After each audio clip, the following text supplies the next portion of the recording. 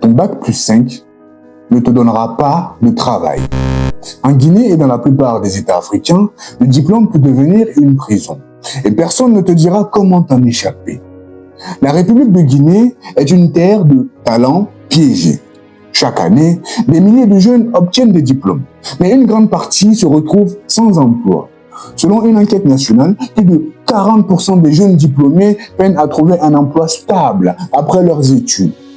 Parallèlement, le marché du travail guinéen se caractérise par une forte informalité, car près de 80% des emplois sont informels ou précaires, ce qui limite l'accès à des emplois durables pour des jeunes diplômés.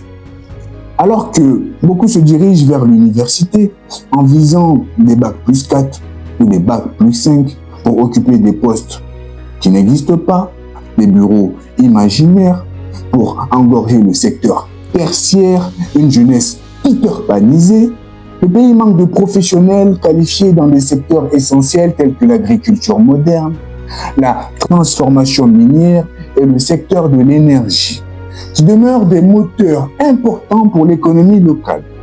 L'économiste David Ricardo écrivait que un pays se développe lorsque il se concentre sur ses véritables avantages. Ricardo a développé le concept d'avantage comparatif, montrant que la prospérité naît de la spécialisation dans les secteurs où un pays dispose de ressources et d'atouts uniques, tels que la Guinée. La Guinée possède des atouts naturels et des ressources sous-exploitées qui pourraient dynamiser son économie et absorber une partie significative de sa jeunesse qualifiée.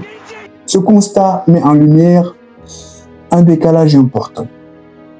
Les formations académiques ne correspondent pas toujours aux besoins économiques réels du pays. Donc, le diplôme, au lieu de servir de tremplin, devient une source de frustration pour une grande partie des jeunes